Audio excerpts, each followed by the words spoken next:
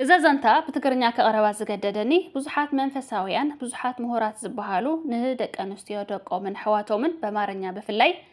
كم زعينة تفكاري هيوت كنا رحنا إلهم إذا تنقولن زمهرلن زلو مرير أميديا زلو زانتا السمع زبالة كله زحزانة زانتا زيون فيديو نو السوق كهونت سيتكا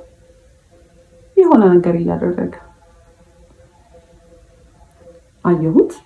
ከዛ I was confused ማለት ማይሆን ቦታ እንደዛ አይነት ቪዲዮ አይከፈትም obviously ከዛ ወዲያውኑ ቼክ አደረኩኝ አስቀመጥኩት በቃ ጭንቅላቴ ድንዝዝ ነው ያለው ከዛ ወዲያውኑ ቴሌግራም ውስጥ ገብቼና ቼክ ማድረግ ጀመርኩ ማለት ነው ከዛ ሳይ ከማይላላከው አይነት ቴክስት የለም የማያወራው አይነት ሴት የለም ማውራት ከጀመርንበት እኛ ዴት ማድረግ ከጀመርንበት ቀን ጀምሮ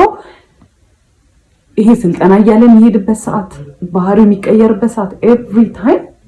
ከሴቶች ጋር ያወራን ማለት በቃ መቼ ነው በዚህ ቻፓ ላይ የምትቀመጪብኝ መቼ ነው ይሄን የምናደርገው መቼ ነው ማገኘሽ አንቺን እንደመውደድ ቀላል ሆነብሽ ሁሉንም ነገር መውደድ ማለት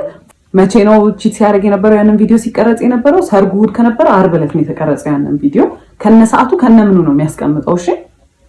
አየሁት ከዛ ቪዲዮንም ያው በጣም ይዘገነነኝ ሳይ በቃ እሱ ነው ከሴትየዋ ጋር ከዛ ሲመጣ ምንድነው አልኩት ገና ሲገባ ምን አለኝ ለምንድነው ስልኬን የምትነኪው ነው ያለ ለምን ስልኬን ትነኪያለሽ እና ጎረቤት ነው ይሰማል ለምን ትጮያለሽ በጌታ በኢየሱስ ስም እቺ ልጅ ጋይስ እኔ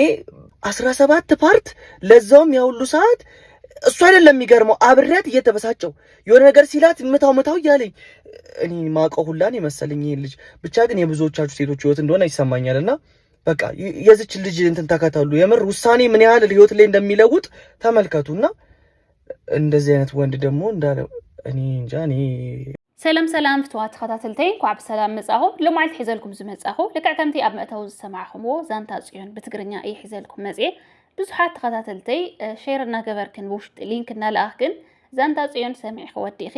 በትግርኛ አምጽልና ክንመሃረሉ ኢልክን ፍላይ ሚዲያ በሚዲኡ ኣብዚ ሕጂ ሰዓት ተቆጻጽራቶ ስለዘላ ብዙሓት ዓበይቲ ብዙሓት ፌመሳት ብዛዕባ ኣብ ቪድዮ እናሰርሑ ሕርቀቶም እናገለጹሉ ዝርከቡ ዛንታ ምዃኑ ተረዲእ ኸንሲ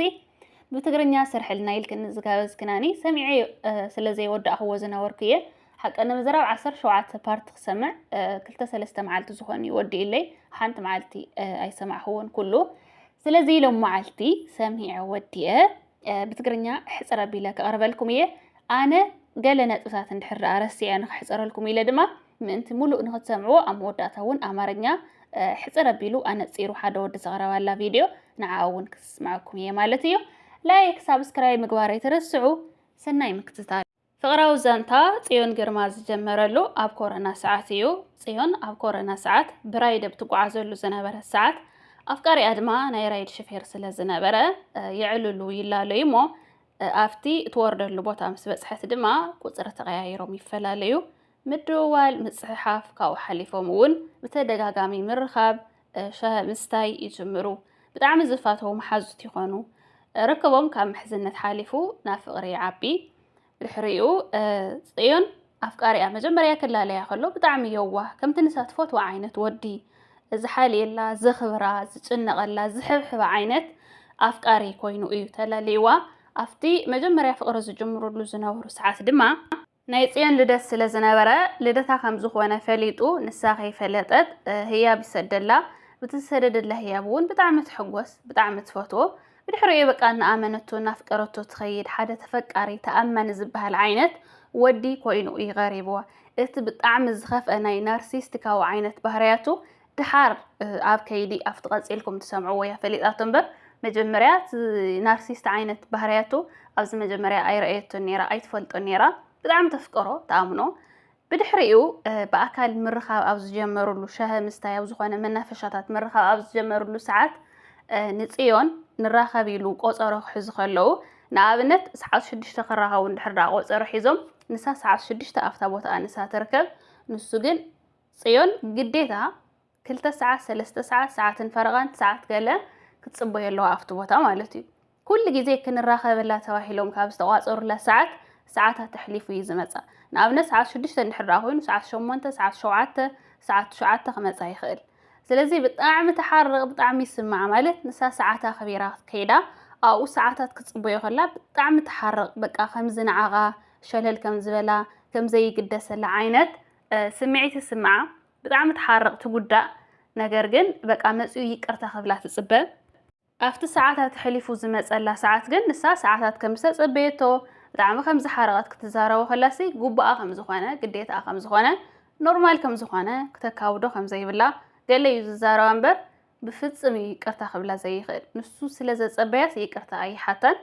بقى بزبالة أخافت تصبيتو ساعات نلعلي بزبالة أتناوت ملسي نسو زرقيا زنابرة قصتو بطعم يحرقان نيرو جن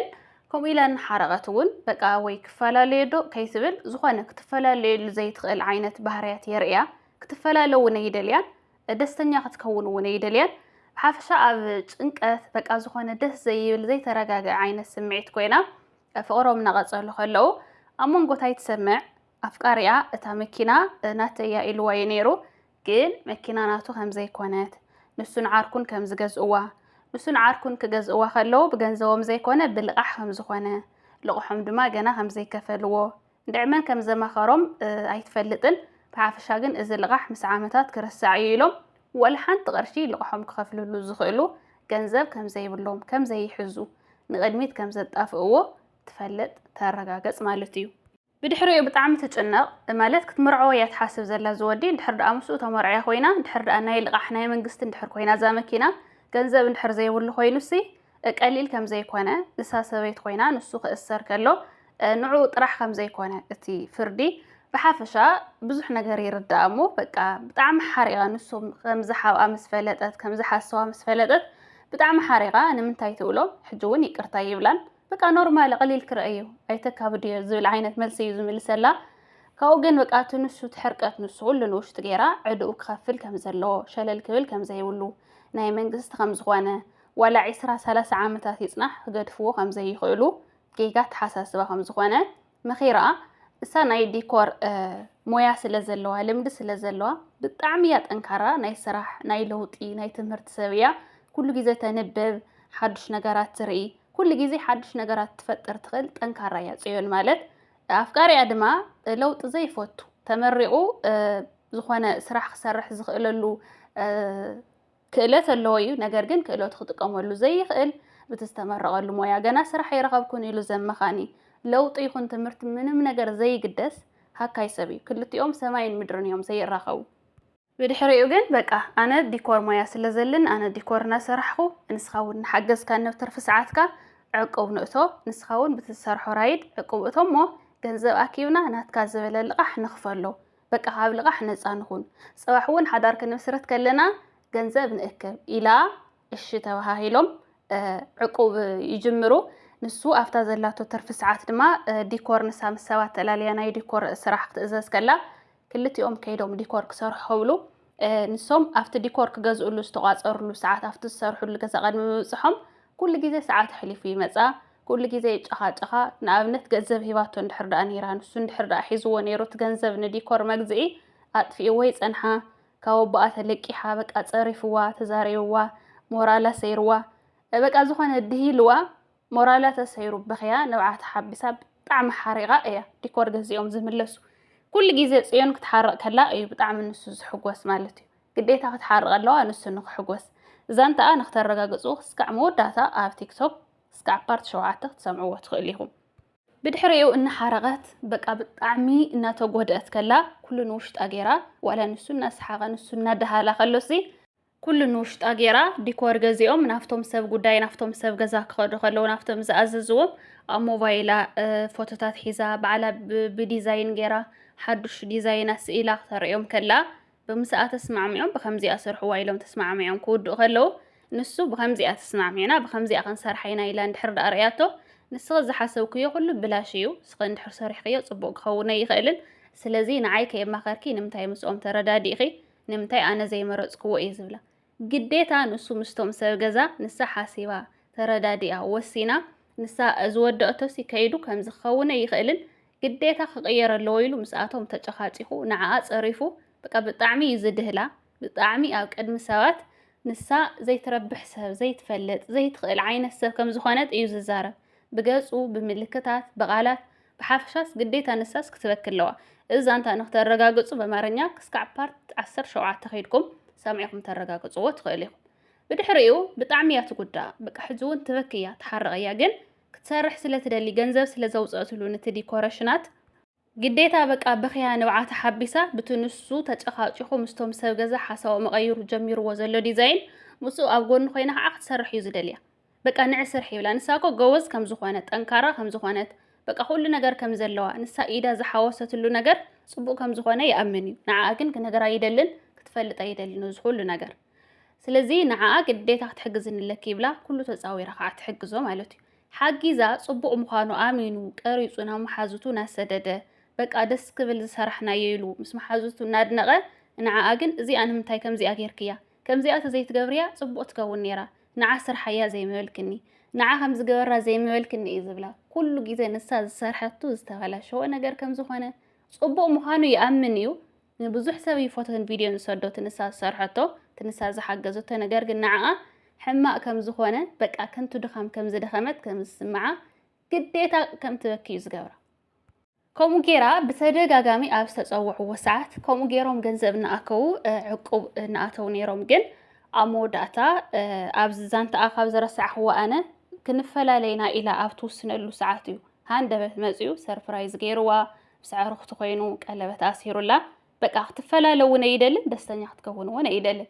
أمونغو خم جيرو خا هاندبت غلاطيفو شماقل لك الأخكم زخانة مرعون علت قورتو هم زلوهم بحافشا يراددو شماقل يسدلا معالت مرعوم يغرز بقى أفتي كقد فودو كوسندو أفتوللو ساعات بقى هاندبت يتقوصرو ناي شمقلنا ولا ناي مرعا ولا تغلبت بزي حاسوتي سربرايز جيروا سلازي كيتفليون بقى كتفليون يدلن دستنيا تكون ونا يدلن عرس امنت قسم معها بالسرحه تحقوس دستنيا تكون بقى نساس نعو تقبا مخانا قسم معها يدلن كل جزي اب قدم سوات بزسرحته بملكعه بكل نجرا نسا نعو زي تقبا مع تقوالات زفقرو نس مالت تدلاي تفكاري نس مالت بقى بزحات زمنه يود خم زخونه نسا كن تحسيو خم زخونت مستنزم منه أقوالات تودادر زي جب أقوال كم زخونت يززاروا كل جزء إذا كل نجار كإلهنا تقعزو خلوا نسا كل جزء إن عداز خون كافتن سرحون ديكور كل نجار قديفة عقوبنا أتوت كلا نس عقوب يخفل له نابلج إنه يخفلن أمود أتا بمنجستي كسمات زيوم مسديو مسعاركم مستوحاسوهم كلهم تأثروا علىهم زبل عدات زي كفيلهم زبل كسس لازمزهم إذا مكينا يشطوا إذا مكينا شيطهم عدهم يخفلوا كاب عدهم مسترف دما مسعاركو جنزبي مغلو تحار جنزب تمغيلو يدو مسحازة انت كنا بتقام خور على عبيه الله يجمر نسو كابنات هزبز جنزب سلز حازة أدي أنو على قدميو نسو يتصرفا يقواشا سلز نبرة أدي خايتو قواش لا تخوري يلو زنبرات نساد ما بتعم تمسكنا زنبرات أدي بقالك عنسو جنزب ناي مكينا مسحازة نجنزو يلك قريب كيو ودي حاميقو ودي توالاشيو زخوانة سرحتو ديكور ندحر هاليو بقى بالاش خيو صبو زي كونت ندحر أود خي سرح وتي لا تنتداغن بقى ودي تسرح ودا صبو يو ناي ودي صبو يو إلا بقى بكل نجارات كمتا ودا زريا زنبر عينت مثليا ثريات هديو نوعلو بدحريو إذا مكينا تشيطا إذا نجنزو جنا خيط فإن كله زخوانة سرح نجمر تولو توسخي أبناي ديكور سرح كاو نسوجن تنسا زمصأتلو حسب أي تقبلون أنا زبلك ويزخون سلما كافي هاوسينا خنكفت زدلي يبلا نسا أي تدلن أي تفلت إنه زخون عينة أيديا يبلا تختي لا يتفلت أنت سرح نسو ويكعز سرح السوات وانت قراري ويتفلتن أي تدلين جن بقى نعقون خيت عنك فور نسو نخي حرق إلا الشيلا أبزي دليتو بوتا أبزي دليتو كله بزي دليتو كاوبا جنزب هابني لا أبو أون حقي زوم بتنزلوا جنزم جيرم كافي هاوس يخفتو كافي هاوس مسكفتون كمو كلتينا نسرح سرحتني أيدلن حق زيتي تدليك كنيلو كلتي يوم كجمرو خمزلوا يسمع معه ولا كوا نساء تسرح يتدلي جن تسرح كاب جمرنا يو تنكير سرح لني إلى سرجنا جبرت بزح أيدياتنا أكبت بزح حساباتنا حاتت بقى تنكيرا سرحات جمر نسو سرحت راح يخفتو أو زخوانة بوتها بس خمس يبلا ملو معلتي ملو مشت طفئي وعل طفئي امشي بين يسرح توعل من محق الزيبلا بين سرح توعل أفتر زمت ألا ساعات جد ከም ገሌላ ዝኾነ ነገር ተወዲቃታ ባዕላ ትቀድሕ ባዕላ ትጥሕን ባዕላ ኩሉ ነገር ስለትሰርሕ ስለዘይሕግዛ ንሱ በቃ ዝኾነት ነገር ተፈሲሳታ ኣብ ቅድሚ እቲ ኣብ ገዝቲ ኣብቲ ገዛ ዘሎ ከስተመር ኩሉ ግዜ በቃ ንምንታይ ተውድቅዮ ንምንታይ ከም ዝሰርሒ ንስኺ ትጋገይ ፈሊጥክ ዲኻ ተውድቅዮ ዝኾነት ነገር እንድሕር ደኣ ወዲቃታ በቃ ኩሉ ግዜ ጥራሕ ይፀርፋ ይድህላ ብዓፈሻ ከቢድ ዝበሃል ስቃያት ሕሊፋ ዕለት መርዓኦም ኣትዩ ሽምግልና ተላይኹ ዕለት መርዓኦም ምስ ኣተወ ብዙሕ ኣብ ፎቶታት ጽሑፋት ኣብ ቴሌግራም ኣብ ሞባይሉ ትረኽበልያ ይጨኻጨኹ እዮም ትበክያ ግን ኩሉ ግዜ ይቅርታ ይብላል በቃ ይባኣሱ ይቅርታ ንዕተመለስ ኢሉ ካብ ገዝኡ ይመልሳ ካብ ገዝኣ ምስ ተመለሰት 10 ደቂቃ ከይተጓዓዙ ከለዉ እንደገና ፀርፊ ውርደት እዩ ዝጅምር ኣብ ልዕሊኣ ዝኾነ ለውጢ ዘይብሉ ኮይኑዋ ግን መዓልቲ መርዓኦም ተቆሪፁ ዝተወሰነ መዓልቲ ምስ ተረፎ ቪድዮ ኣብ ሞባይሉ ትረክብ ምስ ሓንቲ ጓል ቪድዮ ተቀሪፆም ማለት እዩ ካብኡ ደጋጊማ ሪኣቶ እቲ ቪድዮ ናትዩ ቀደም ብፅሑፍ ኣብ መኪንኡ እውን ዝኾነ ዝተቀደደ ነገር ትረክብ ነይራ እያ ብሓፈሻ ጽሑፋት ድዋላት እያ ትርኢ ነይራ ሽዑ ግን በቃ ሙሉእ ብሙሉእ ሙሉእ ቪድዮ እያ ረኺባ ብጣዕሚ ትሓርቕ ግን ኣይደልን ከይትብል ከይትፈላለ መዓልቲ መርዓ ተቆሪፁ ሽምግልና ተወዲኡ እዩ ስለዚ እታ ዘላታ መማረፂት በቃ በኸያ ንብዓ ተሓቢሳ ስቂላ መርዓ ምውዳእ እዩ ብድሕሪኡ መርዓኦም ኣትዩ ዲኮር ዝሰርሑ ኣባኣ ገንዘብ ከፊለ ከምፅየ ንስኹም መርዑት ስለዝኾንኩም ኩሉ ዝውዳእ ወድኡ ጓለይ እውን ክትዓርፍ ይደሊ እየ መርዓ ስለዝኾነት ኩሉ ዘድልያ ነገር ክትገብር እየ ዝደሊ ኢሉ ክዛረበ ከሎ ሕጂ እውን ብጣዕሚ ይሓርቕ ብጣዕሚ ህልኸኛ ስለዝኾነ ንሕና በዓልና ኢና ክንሰርሖ ንደሊ ካልኦት ክሰርሑልና ይደልን መርዓትኹን ኣነ እውን መርዓዊ እየ ኩሉ ነገር ዘድልየና ክንሰርሖ ኢና ሰዓት ኣለና እዩ በዓልና ኢና ንሰርሖ ኢሉ ምስ ኣባኣ ይበኣስ ይተሃላለኽ ብጣዕሚ ህልኸኛ ምዃኑ ኣባኣ ተረዲኡ ብውስን መልክዑ እዚ ኩሉ ምስጢር ኣብ ልዕሊኣ ዝፈፀሙ ኣይትዛረቦን ኣይፈልጡን ነገር ግን ብውስን መልክዑ ተረዲኡ በቃ እቲ መርዓ ከባላሽዎ ስለዘይደለየ ኣባኣ ባዕሎም ዲኮር ክሰርሑ ከም ዘለዎም ይስማዕማዕ እዞም ዲኮር ዝሰርሑ ገደፍዎ ይብሎም ብድሕሪኡ ዲኮር ክሰርሑ ክጅምሩ ከለዉ ከም ኣመሉ ገዲፍዋ ይኸይድ እሞ ንሳን ሓፍታን ኮይነን እናበኸየት ኩሎ ውሽጣ ገይራ እዚ ዲኮር ሰሪሐን ይውድኡ ናይ ሆቴል ሙሉእ ናይ 700 ሰባት ዝኸውን ናይ ዕዱማት ዝኸውን ዳስ ብሙሉእ ባዕላ ዲኮር ሰሪሓ ምስ ሓፍታ ኮይና ትውድኦ ማለት እዩ ኣብ መወዳእታ እዚ ኩሎ ውሽጣ ገይራ ሰሪሓ ምስ ወድእቱ ሕጂ እውን ኣባላሽኽዮ ንምንታይ ከምዚ ጌርክዮ ከምዚ ዘይትገብርዮ ኩሉ ስራሕ ክሕማቕ ኩሉ ስራሕ ክስተባላሸወ ኢሉ ብጣዕሚ ይወቕሳ ካልእ ሰብ ኩሉ ፈትይዎ ንሱ ግን ይወቕሳ ሕጂ እውን ኣትያ ትበኪ ግን በቃ ምን መማረፂ ይነበራን መርዓ ኣተገይሩ ኣብ መርዓ መዓልቲ ሜክኣፕ ተሰሪሓ ቤሎ ተኸዲና ቅድምና መኪና ምውፃኣ ኩለን ቤተሰባ ኣሕዋታ ብጣዕሚ ይፈትኡ ሜክኣባ ንሱ ግን ናብ መኪና ኣትያ ክሪኣ ከሎ ልክዕ ከምዚ ዝኾነ ጨና ጨይኑካ ሰብ ትፅየፎ ወይ ገፅካ ትኸውለሉ ትንዕቆ ብኢዱ ብገፁ ብጣዕሚ ንዕቃ ይድህላ እንታይ ዓይነት ሜክኣብ ከተጠቒምኪ ናይ ናይጀርያ መርዓ ትመስሊ ብጣዕሚ ክኸፍእ በቃ እንታይ ዓይነት ይኽንስክ እንታይ ክትመስሊ ኢሉ ድህል የብላ ማለት እዩ ኣሽዑ እውን ከምኡ ማለት ኡይ ክትብል ደልያ ብኸመይ ኡይ ክትብል ብሰባት ተኸቢባ መኪና እያ ዘላ ብመጠኑ ግን በቃ ነቢዓ ንብዓ ተሓቢሳ ኩሉ ውሽጣ ገይራ ፎቶ እናተለዓለት ናስሓቐት ንይምሰል ኩሉ ኣብ ውሽጣ ገይራ ናስሓቐት ንይምሰል ውዒላ ኣብ ዳስ እውን ከምኡ ንሳ ኩሉ ንውሽጣ ገይራ እናስሓቐት እናሳዕሳዓት ክትውዕል ከላ ንሱ ግን ንሳ ከም ዝደለየቶ ንሱ ግን ከም ዘይደልያ ተገዲዱ ናብቲ ውሳነ ንሱ ከም ዝኣተወ ንሳ ከም ዘይትምጥኖ ብሓፈሻ ደኒኑ ይበኪ ርእሱ ኣድኒኑ ገፁ ተፀዊጉ ንሳ እናስሓቐት ኩሉ ቃንዛ ውሽጣ ቀቢራሲ ንሱ ግን በቃ ኣብ ቅድሚ ሰብ ወይ ባዕሉ እዩ ኩሉ ትሽምግልና ድዩ ትቐለበት ድዩ ትመርዓ ድዩ ባዕሉ ይደፋፊኡ ኣቀላጢፉ ንፈላለይላቱ ኣይንፈላለን ኢሉ ለሚኑ እዩ ዝውስነ ዘሎ ነገር ግን ንሱ ከምዘይ የፍቅራ ብጣዕሚ ከም ዝተጣዓሰ ንምንታይ ክትብሎ ከላ ንሳ ነባዕሉ በኸየ የውፀለ ኢሉ ደኒኑ ምብካይ እናጀመረ እዩ መርዓ ሓሊፉ ኣብ ሳልሳይ መዓልቲ እውን ከምኡ ኣብ ቴሌግራም ካልእ ቴሌግራም ረኺባ መርዓት ከላ ንሳ በቃ ብጣዕሚ እናበኸየት ብዙሕ ብጣዕሚ ፀያፍ ዝበሃሉ ቃላት ምስ ደቂ ኣንስትዮ እናተዘራረበ እቲ ካብ ካፌ ሃውስ ወፂኡ ሰዓታት ዝሕልፈሉ ዝውዕለሉ ዘምሸሉ ዝነበረ ምስ ኣዋልድ ምዃኑ እተን መኪና ዝረኸበትሉ ነገር እቲ ንሳ ምስ ወለዳ ምስኡ ተባኢሳ ናብ ወለዳ ክትከይድ ከላ ሓንቲ ለይቲ ምስ ወለዳ ብዝሓደረትላ ሰዓት ንባዕሉ እንታይ ከም ዝገብር ብሓፈሻ ኣብ ቴሌግራም ይፀንሓ ምስ መዓት ኣሽሓት ደቂ ኣንስትዮ ርክብ ከም ዘለዎ ትፈልጥ ሕጂ እውን ትበኪ ትሓዝን ግን በቃ ንመልሲ ፕሮግራም ኣዳልዮም ወለዶም ስለ ዝፀውዕዎም ሕጂ እውን ኩሎ ውሽጣ ገይራ እናስሓቐት ንይምሰል ትኸይድ ግን እቲ ቀንዲ ስቃይ ዝጀመሮ ሓዳር ምስ ገበረት ሓደ ኢሉ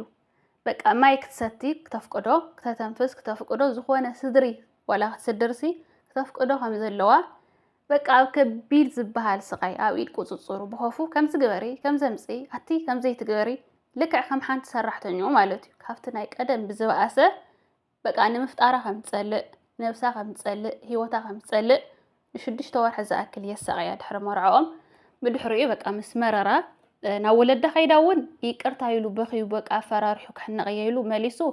ገና ካፍታ ኣፍ ደገኦም ርሕቅ ከይበሉ ፀርፊ ዝጅምር ኩሉ ነገር ምስ መረራን ሓፍታ ትዛረባ ናብ ወለዳ ትኸይድ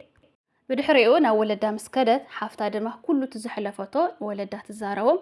ወለዳ ድማ ኣነ ብጣዕሚ ካብ ዘድንቕክዎ መብዛሕትኡ ሰብ ዛንታ ጽዮን ሰሚዑ ካብ ዝተደነቐ ናይ ኣቦኣ ተግባር እዩ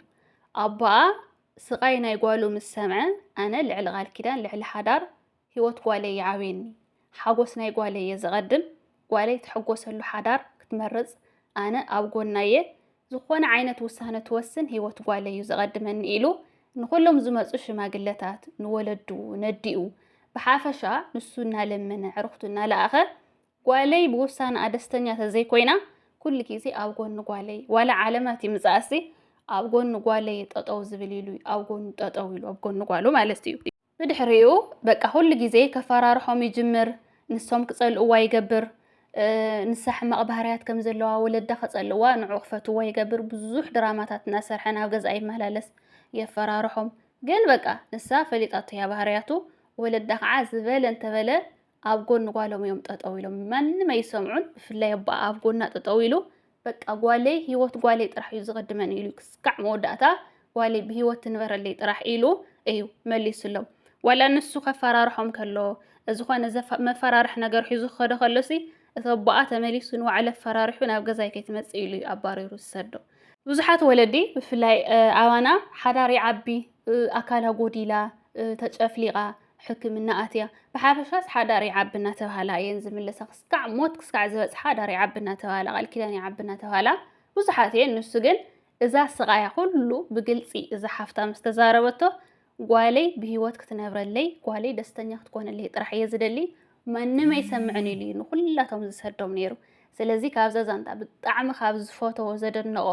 ሰብ ዝኾነ ዛዛንታ ዝሰምዐ ዝተደነቀሉ ናይ ኣቦኣ ጅግንነትን ቆራፅነትን እዩ ንምንታይ ሂወት ጓሉ ስለ ዝቐደመ ስቃያ ስለ ዝተረድአላ ማለት እዩ ብሓፈሻ ዛንታ ጽዮን እዚኣ እያ ትመስል ካብ ኣነ ዝረሳዕኽዎ ድማ ሕፅር ዝበለት ብማርኛ ክቕፅለልኩም እየ ደቂ ኣንስትዮ ኣሕዋተይ ካብዛ ዛንታ እንታይ ተማሂርክን ንሳ ብዙሕ እያ ኣመሓላሊፋ ክንጥንቀቕ ከም ዘለና ካብ ናርሲስት ዝበሃል ዓይነት ወዲ ሂወትና ማዕረ ክንደይ ከባላሽዎ ከም ዝኽእል ንሳ ብሸለልትነታ ማዕረ ክንደይ ሂወታ ከም ዝባላሽዎ እያ ካባየ ተማሃራ ኢላ መልእኽቲ ትሕልፍ ስለዚ እንታይ ተማሂርክን ንስኽንከ ኣብ ኮሜንት ጻሓፋለይ ናብዛ አማርኛ ከብለኩም 2 ዓመት በፊት አግብቼ ነበር ነገር ግን ትዳሬን በ6 ወር ጊዜ ውስጥ ነው የፈታው ትለናለች ባለ ታሪካችን ጽዮን ግርማ ግንኙነታችን የሚጀምረው በኮቪድ ወቅት ነበር በዛ ወቅት ይሰራ የነበረው እሱ ራይድ ነበር በዛ አጋጣሚ ነበር የተተዋወቅነው ተዋውቃችንም ቀስ በቀስ አደገና ወደ ሪሌሽንሺፕ አደገ በዚህ ሰዓት በግንኙነታችን በጣም ደስተኛ ነበርኩ ፕሮቴክት ያደርገኝ ነበር ይጠብቀኝ ነበር ብቻ በአጠቃላይ ደስተኛ ነበርኩ ታዲያ አብረን መሆን ከጀመረን ጊዜያት መቆጠር ከጀመሩ በኋላ ግን አንዳንድ ደስ የማይሉ ባህሪያቶችን ያሳየን ጀመረ ታዲያ በዚህ ወቅት ባህሪው ይሆናል ብዬ ችላ ብዬ አለፍኩት የተለያዩ ደስ የማይሉ ባህሪያቶችን ያሳየኝ በሪሌሽንሺፕ ውስጥ 1 ዓመት ቆየን ከ1 ዓመት በኋላ የፕሮሚስ ቀለበት አደረገልኝ በዚህ ሰዓት ተወዛግቤም ነበር በጣም ደስ ብሎኝም ነበር ፕሮሚስ ቀለበቱን ካደረገልኝ በኋላ ማለትም ከ1 ዓመት ቆይታ በኋላ አንድ ነገር ሰማው ራይድ ይሰራባት የነበረችው መኪና የሱ እንደነበረች አድርጎ ነበር አክት የሚያደርግ የነበረው ኔጋ ነገር ግን ያቺ መኪና ከጓደኛው ጋር በጋራ ሆነው በብድር የገዟት መኪና ነበረች እንደዚህ በማድረጉም ብዙም አልተከፋውበትም ነበር ነግሮም ቢሆን ግን ጥሩ ነበር ብዬ ነገሩን ረስቼ ተውኩት ታዲያ አንድ ቀን በስራ ሰዓት ስራ ቦታ መጣ እሱን ላገኘው ወጣው መኪናው ውስጥ ቁጭ ብዬ ያወራውት ያለ ድንገት ስዞር መኪና ውስጥ ኮንዶም አገኘው ኮንዶሙ ምንድነው ብዬ ስጠይቅ አይ ተሳፋሪዎች ጥለውት ይሆናል ብሎ ብቻ የተለያዩ ነገሮች አውርቶ አሳመነኝ እኔም ማመንኩት በሰዓቱ ለሱ የነበረኝ ክብርና ቦታ ይሄን ነገር እንዳምነውና በዚህ ጉዳይ እንዳልጠረጠሩ አድርጎኝ ነበር ቶሎ ረሳውት ታዲያ በፍቅር በቆየንባቸው ጊዜያቶች በተደጋጋሚ ስራ የለም ያለ በየጊዜው ያማረር ስለነበረ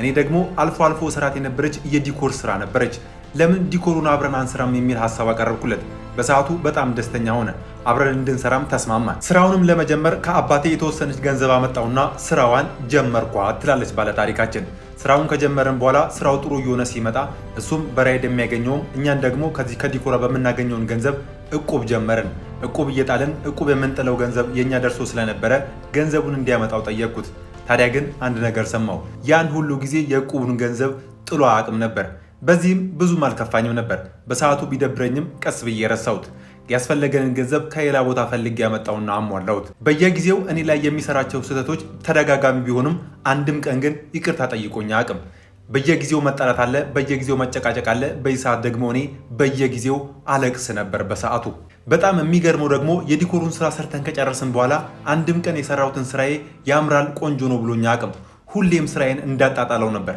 እንዲህም ሆኖ ልንጋባ ወደ ቤተሰቦች ጋር ሽማግሌ ተላከ ትላለች። ሽማግሌው ከተላከ ከቀናት በኋላ የገዟት መኪና በብድር ስለነበረ መኪናዋን ሸጧት። መኪናዋ ከተሸጠች በኋላ እጁ ላይ የተወሰነች ገንዘብ ተርፋ ስለነበረ ኮፊያ ውስጥ መክፈት እንደሚፈልግ ነገረኝ። በስራው ምንም እንኳን ደስተኛ ባልሆንም ደስ ይበለውስ ብዬ የኮፊያ ውስጥ ስራውን ጀመር ነው። ታዲያ ግን መኪናዋ ከመሸጧ በፊት ከጓደኛ እናት ጋር የነበረን ግንኙነት በጣም አሪፍ የሚባልና እናትየውም በጣም አሪፍ ሰው ነበረች። መኪናዋ ተሽጣ እጁ ላይ የተወሰነች ገንዘብ ስገባ ግን እናቱም ጭምር ተቀየረችብኝ። ማለትም ለገንዘቡ ብዬ የቀረብኩት አስመሰለችብኝ ትላለች። ምንም እንኳን እኔ ወደ እሱ ህይወት የገባሁት ከገንዘቡ በፊት ቢሆንም ኮፊ ሃውሱ ከተከፈተ በኋላ እኔ ላይ እየጣለ ወደ ሌላ ቦታዎች መሄድ ጀመረ። በዚህ ሰዓት ጫናው በእኔ ላይ ከፍተኛ ሆነ። እሱ ለእኔ የሚሰጠኝ ትኩረት፣ ለእኔ የሚሰጠኝ እንክብካቤ በየጊዜው እየወደቀ በየቀኑ እኔን ማንቋሸሽ፣ እኔን መገልመጥ፣ እኔን መተቸት ስራዬ ብሎ ያዘው። ብቻ ከእሱ ጋር ያሳለፍኳቸውን አብዛኞቹ ቀናቶች በየቀኑ እያለቀስኩ ነው ያሳለፍኳቸው። ታዲያ በዚህ ግንኙነት በጣም ስለደከመኝ በቃኝ እንለያይ አልኩት። በነጋታው መጣና ተለማመጠኝ፣ ለመነኝ፣ ይቅርታ ጠይቀኝ። ግንኙነታችን ቀጠለ። የሰርጋችንም ቀን ደረሰ። በሰርጋችን ቀን ከእናት አባቴ ቤት መጥቶ ሲወስደኝ ሜካፔን አየኝና ታምሪያለሽ ውብነሽ ከማለት ይልቅ ምን ነው ዛሬ ደግሞ የናይጄሪያ ሙሽራ መሰልሽ ብሎ የሰርግ ቀኔንም ጭምር አበላሸብኝ። በዚህ ወቅት ቅስሜን ነበር የሰበረው። ታዲያ ከቀናት በኋላ ወደ እናት አባቴ ቤት መልስ ልንገባ ዝግጅት ላይ ያለን በነበረበት ወቅት ስልኩን ተቀብዬ በስልኩ ላይ አንድ ያልጠበኩትና ያላሰብኩት ነገር አየሁ። እሱም ከሌሎች ሴቶች ጋር ሲማግጥ ወይም ሲወሰልትብኝ የሚያሳይ ተንቀሳቃሽ ምስል በሪሳይክል ቢሉን ውስጥ ተደብቆ ተቀምጦ ነበር። ይሄን ባየው ጊዜ ነገሮች በሙሉ ተደበላለቁብኝ። እሱንም ችዬ ስቄ አልፌው ነበር። ታዲያ ከሌሎች ተደጋጋሚ ጥፋቶቹ በኋላ ወደ እናት አባቴ ቤት ቀጥታ ገባው። ከቀናት በኋላ መቶ ተለማምጦ ይቅርታ ጠይቆ ወደ ቤት ወሰደኝ። ከቀናት በኋላ በድጋሚ ስልኩን አየሁት። እኔ ከቤት አንድ ቀን ሄጄ እናት አባቴ ቤት ባድር፣ እሱ ግን አዳሩን ሙሉ ከተለያዩ ሴቶች ጋር ሲያወራ ነበር ያደረው። ከቀናት በኋላ ወደ እናት አባቴ ቤት ለሁለተኛ ጊዜ ተመልሼ ሄድኩኝ። ለሁለተኛም ጊዜ መጥቶ አልቅሶ ተለማምጦ ይቅርታ ጠይቆ ወደ ቤት ወሰደኝ። እንዲህም እያደረገኝ ግን ወደ እሱ ጋር ከሄድኩ በኋላ አንድም ቀን ሰላም ሆኜ አላቅም። ሁሌም ለቅሶ ነው፣ ሁሌ ያዘን ነው፣ ሁሌ ጭቅጭቅ ነው፣ ሁሌ ስድብ ነው፣ ሁሌ ትችት ነው። ታዲያ ግን ይህ ሁሉ ሲሆን ለቤተሰቦቼ ሁሉም ነገር አሳልፌ አልነግራቸውም ነበር። በሚስጥር ነበር ያዝኩት። በጣም ደከመኝ፣ በጣም ሰለቸኝ። በድጋሚ የሚያደርጋቸው ነገሮች ከአቅሜ በላይ ስለሆኑብኝ ወደ እናት አባቴ ቤት ለሶስተኛ ጊዜ ተመልሼ ሄድኩ።